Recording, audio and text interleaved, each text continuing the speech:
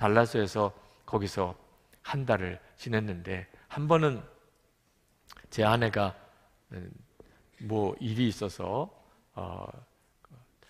가고, 제가 한 4시간 정도 집에 혼자 있어야 될 일이 있었습니다. 아내가 가는 곳에 내려다 주고, 그리고 집에 왔는데 숙소 열쇠를 아내가 가지고 있는 거예요. 그 무더운 달라스의 땡볕에 한낮에 집에도 못 들어가고 그 마당에서 4시간을 기다려야 되는 거예요. 정말 난감하더라고. 어떻게 해야 되나. 처음에는 뭐 도대체 어떻게 해야 될지 정신을 못 차리겠다가, 기도하자. 이 4시간 하나님이 주신 시간이 있는데 기도하자, 이런 착한 생각이 들었어요. 그래서 나무 그늘에다가 자리를 하고 앉아서 기도를 하는데, 아무리 그늘이라도 덥지요. 마음에 막 짜증스러운 생각이 들고 기도가 집중이 잘 안 돼요. 그런데 그래도 뭐 4시간 동안 다른 할 일은 아무것도 없고, 그래서 억지로라도 기도하고, 그리고 또 성경을 읽고. 여러분, 처음에 은혜로 깊이 들어가지 못한다고 그래서 너무 일찍 끝내면 안 됩니다. 기도를 할 때, 성경을 읽을 때 처음에는 좀 억지로 하는 느낌이 들고, 마음에는 계속 그만두고 싶은 마음이 일어날 때, 그때 그 고비를 넘어가는 게 중요해요. 그 단계를 조금씩 지나고 나니까 너무나 기도가 깊어지는 거예요. 그리고 말씀의 은혜가 되고. 근데 그때 제가 하나님께서 주셨던 은혜가, 제가 기도하는 게 아니고 기도를 막 시키시는 거예요.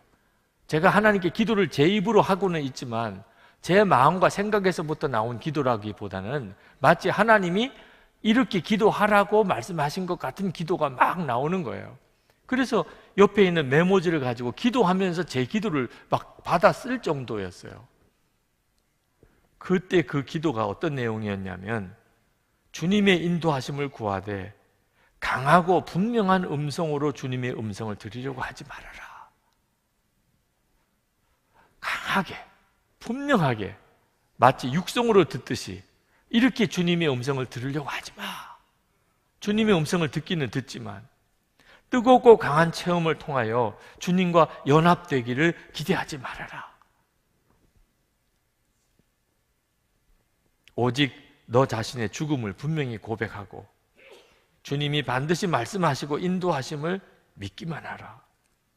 강하고 극적이고 놀라운 체험은 오히려 나를 실족하게 할 것이라.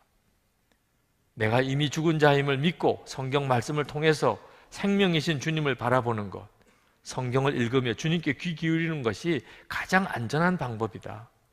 그러면 주님께서 가장 적절하고 정확한 때에 주님의 방법으로 주님의 뜻을 깨우쳐 주실 것을 믿으라.